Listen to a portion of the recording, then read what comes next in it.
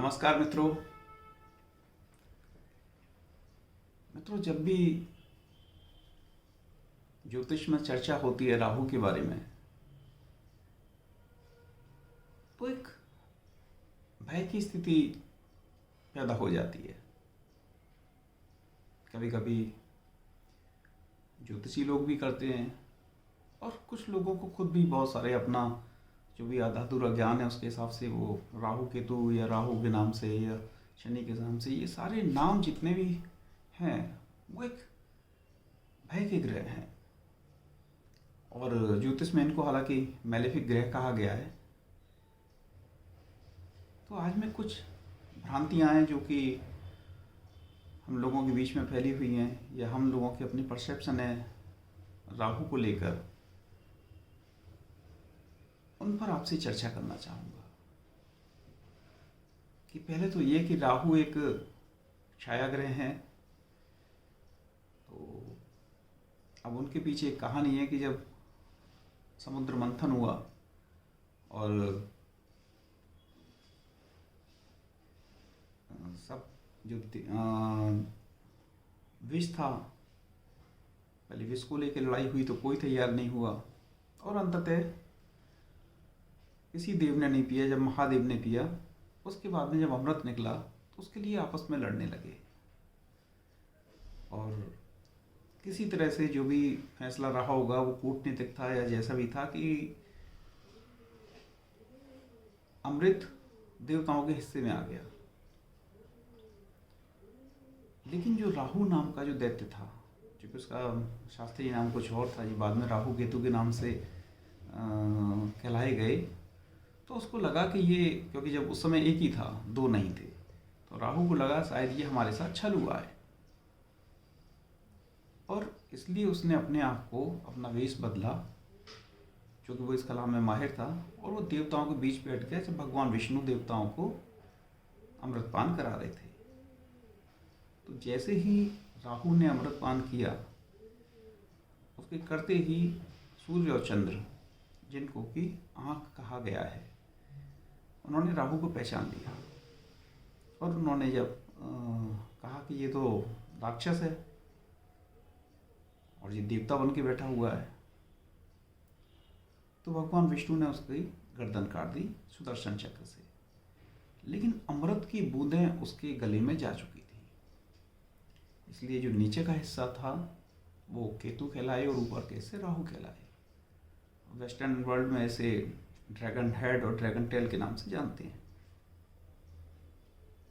इसलिए ज्योतिष में मनीषियों ने राहु की 18 साल की दशा का प्रावधान रखा है और केतु की 7 साल की।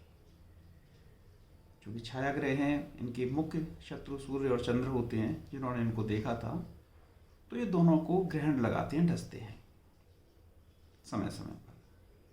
तो कुंडली में थोड़ी सी अगर कहीं डरने की बात वहाँ भी नहीं है, सूर्य चंद्र के साथ राहु हों या केतु हों, तो थोड़ा सा कहीं ना कहीं आपके मन को या आपके नेम फेम को वहाँ किसी दशा में, अंतरदशा में या हेल्थ पर कुछ ना कुछ थोड़ी बहुत इश्यूज हो सकते हैं। लेकिन अदरवाइज राहु अगर अकेले हैं, किसी ग्रह के साथ नहीं है, तो स्वतंत्र राजयोग भी देते हैं। और राहु की दशा में मैंने बहुत लोगों को देखा है, जैसे राजनीतिक लोगों को या कूटनीतिक लोगों को या जो भी सरकार में बड़ा अपनी हिस्सेदारी करते हैं, बिजनेसमैन में राहु की दशा खूब फलती है, मेडिकल फील्ड में भी।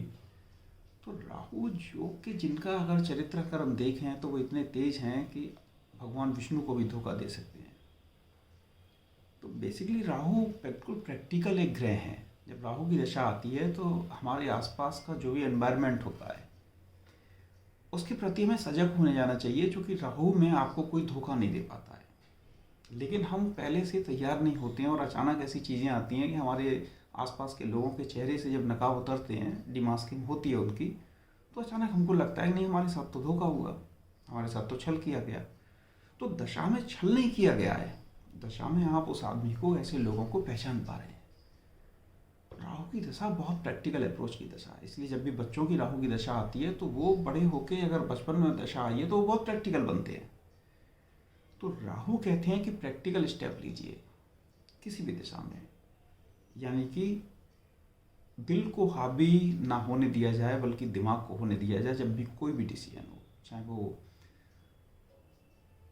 व्यावसायिक डिसीजन हो या पर्सनल हो। वैसे तो किसी में भी लेना चाहिए, दिल के फैसले बहुत अच्छे नहीं भी माने जाते हैं, सुनने कहने में बहुत अच्छे लगते हैं।